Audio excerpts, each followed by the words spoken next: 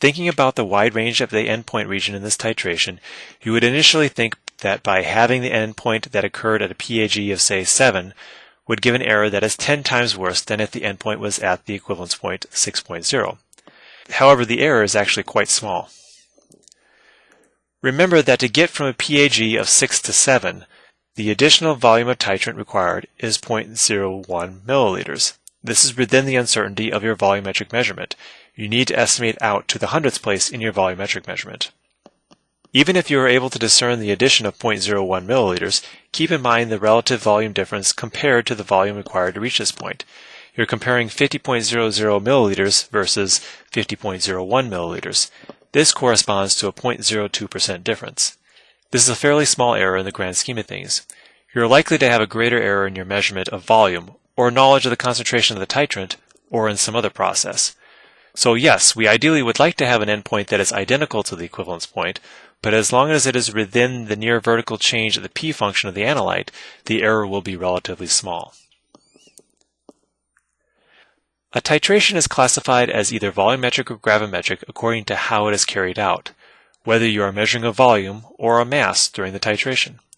There are also classifications of titrations that are dependent on the type of reaction that you are doing during the reaction. The majority of titrations that you have accomplished to date in your academic careers are likely to be acid-base titrations. You may also have done a few redox titrations if you have done anything with iodine and starch. Here we will consider another type, precipitation titrimetry. As you could probably guess, precipitation titrimetry involves the precipitation of some species related to the analyte.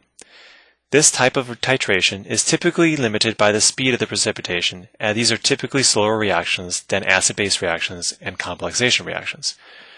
Remember from Chapter 12 that precipitations are limited by the speed of the formation of nucleation sites as well as the speed of growth of the solid material.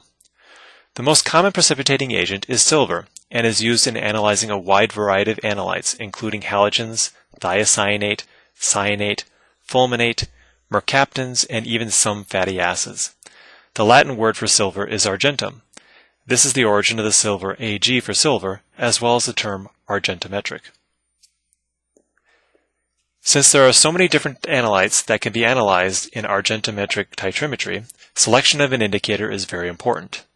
This is highlighted by looking at this graph of the addition of 0.1 molar silver nitrate to 50 milliliters of a 0.05 molar solution of different ions. An indicator with the endpoint range shown by the shaded region is optimal for chloride ions. Analyses of bromide and iodide may be able to use the same indicator with some small amount of error. However, analysis of iodate and bromate ions are not possible with this indicator. In fact, precipitates with KSPs much larger than 10 to the negative 10 power do not have measurable endpoints to analyze by precipitation titrimetry. You can see as the KSPs become smaller, the titration curves become much more pronounced.